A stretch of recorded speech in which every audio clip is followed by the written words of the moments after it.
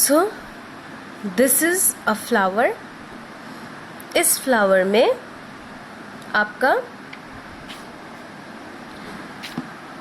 आपके जो पार्ट्स जो इम्पोर्टेंट हैं उन पार्ट्स के बारे में मैं बताती हूँ। ये जैसे कि हो गया आपका सेपल।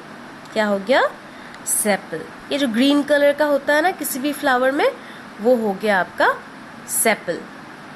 फिर ये हो गया आपका, एक सेकेंड,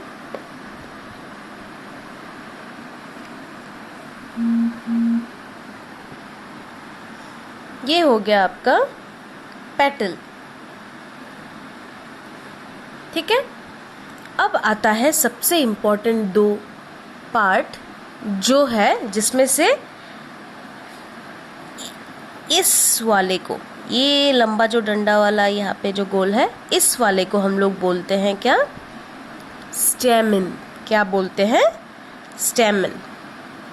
और ये जो पार्ट है, ये बिरिल वाला, ये बड़ा वाला, इस वाले को हम लोग बोलते हैं कंप्लीट। इस कंप्लीट को हम लोग बोलते हैं पिस्टल या फिर कार्पल। ठीक है। अब ये स्टेमन एंड ये कार्पल या फिर पिस्टल हो जाता है किसी भी फ्लावरिंग प्लांट का रिप्रोडक्टिव पार्ट। ठीक है। अब रिप्रोडक्टिव पार्ट है, तब आपको जानना पड़ेगा कि कौन सा रिप्रोडक्टिव पार्ट मेल है, कौन सा रिप्रोडक्टिव पार्ट फीमेल है। तो मैं बता दूं, ये जो स्टेमन है, it is the male reproductive part.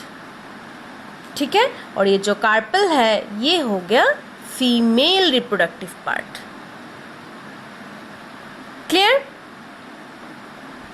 अब मैं सेपरेटली आप लोगों को दोनों का पार्ट्स का एक डिस्क्रिप्शन में बताती हूँ। ये क्या हो गया? ये हो गया स्टेमन। ये एज ए होल क्या हो गया? स्टेमन कंप्लीट। स्टेमन, स्टेमन। ठीक है। इस स्टेमन के दो पार्ट हैं, ये ऊपर वाला हिस्सा और ये डंडा।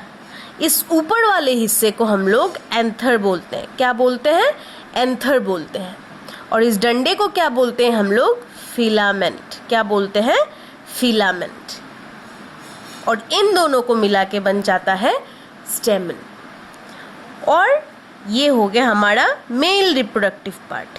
अब फीमेल रिप्रोडक्टिव पार्ट को कैसे पढ़ाएंगे, मतलब कैसे बताऊंगी? ये मान लो ये फीमेल रिप्रोडक्टिव पार्ट है जिसका नाम एज ए होल कार्पल है, या फिर आप लोग पिस्टल भी बोल सकते हो।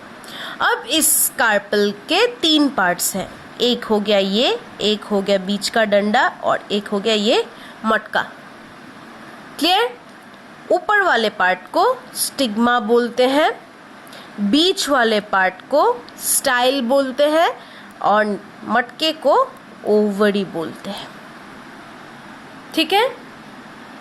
ये स्टिग्मा जो पार्ट है, ये हो जाता है कार्पल का एक हिस्सा, और दूसरा वाला ओवरी। ये वाला हिस्सा ना स्टिकी होता है, चिपक जाता है। यहाँ पे कुछ भी लगे चिपक जाता है, छोटे छोटे कीड़े मकोड़े वो सब चिपक जाते हैं। ठीक है।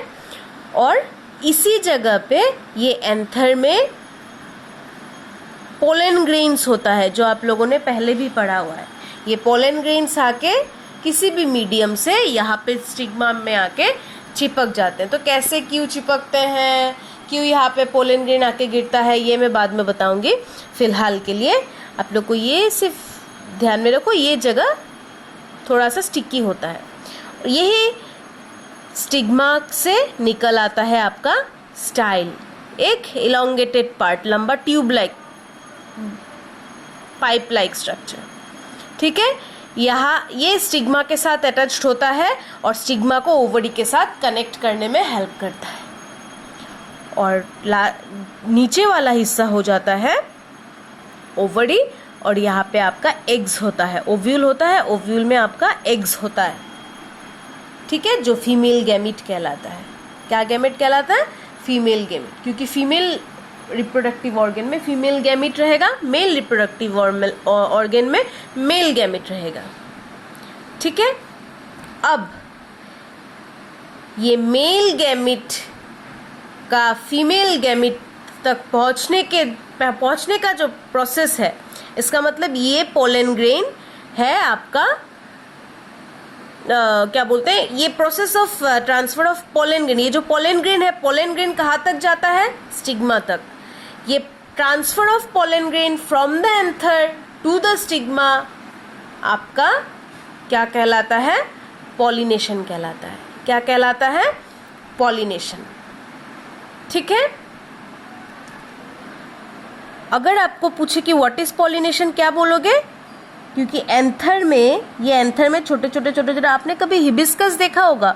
हिबिस्कस में देखना, हाथ में लगने से आपको येलो पाउडरी कुछ हाथ में लग जाता है, वही सारे होते हैं पोलन ग्रेन। फिर आपका रोज में भी होता है येलो कलर का थोड़ा पाउडरी सब्सटेंस, तो ये एंथर में लगा हुआ रहता है और यही पोलन ग्रेन्स चला जाता है स्टिग्मा तक बाय एनी मीडियम। हो सकता है किसी इंसेक्ट बैठा था इस एंथर में और उसके शरीर में लग गया, फिर वो स्टिग्मा में जाके बैठा, फिर वो स्टिग्मा में वो पोलन ग्रेन्स गिर गए। ठीक है। हो सकता है हवा से यहाँ चला गया, हो सकता है किसी एनिमल ने यहाँ से यहाँ लगा दिया पोलन ग्रेन को। तो ये ट्रांसफर ऑफ जो पोलन ग्रेन होता है from anther to the stigma is known as pollination. Is known as what? Pollination. Transfer of pollination मतलब क्या बोल सकते हो आप लोग? Pollination is nothing but transfer of pollen grains from कहा? Anther to stigma. आप लोग इसको अच्छे से भी लिख सकते हो। एंथर ऑफ किसका? एंथर ऑफ स्टेमन का टू स्टिग्मा ऑफ कार्पल। अब ये पॉलिनेशन दो तरीके का होता है, एक हो जाता है सेल्फ, एक हो जाता है cross. Self pollination, cross pollination. Self pollination मतलब अगर सेम फ्लावर के एंथर से पोलन ग्रेन सेम फ्लावर के स्टिग्मा में जाके पहुंचता है तो उसे हम लोग सेल्फ पॉलिनेशन बोलते हैं। और क्रॉस पॉलिनेशन, अगर एक फ्लावर का पोलन ग्रेन एंथर से जाके दूसरे फ्लावर के स्टिग्मा में जाके गिरता है तो उसे हम लोग क्या बोलते हैं? क्रॉस पॉलिनेशन बोलते हैं। ठीक है। Pollen from स्टेमन of one flower या फिर anther of one flower is transferred to stigma of another flower is known as pollination, cross pollination. Clear? अगले वीडियो में हम लोग फर्टिलाइजेशन पढ़ेंगे in flowering plants. Fertilisation in flowering plants. Clear? और इन सब का नोट्स जैसे मैं समझा रही हूँ आप लोग उसी लैंग्वेज में, अगर आप लोग मेरे वीडियो के साथ साथ आप लोग अपना नोट्स बनाते रहो ना इन इंग्लिश, तब आप लोग का क्या होगा? ये सेंटेंस फॉर्मेशन बनाना, फिर आप अपने ही भाषा में इसी आंसर को जब लिखोगे, सीखोगे, पढ़ोगे, वो लाइफ लॉन्ग याद रहेगा। आप ये सेम चीज़ बुक से भी पढ़ सकते हो, पर बुक से जो पढ़ोगे ना वो उतना याद नहीं रहेगा जितना आप अपने भाषा में इसको लिख के आप पढ़ने की कोशिश करोगे। जैसे मैं समझा रही हूँ उसी तरीके से आप लिखते जाओ इंग्लिश में। हो सकता है वो ब्रोकन इंग्लिश होगा, आपका सेंटेंस अच्छे से फॉर्म नहीं होगा, फिर जाके आप बुक के साथ कंपेयर करो कि मैं क्या क्या चीज़ ऐड कर सकता हूँ। ठीक है।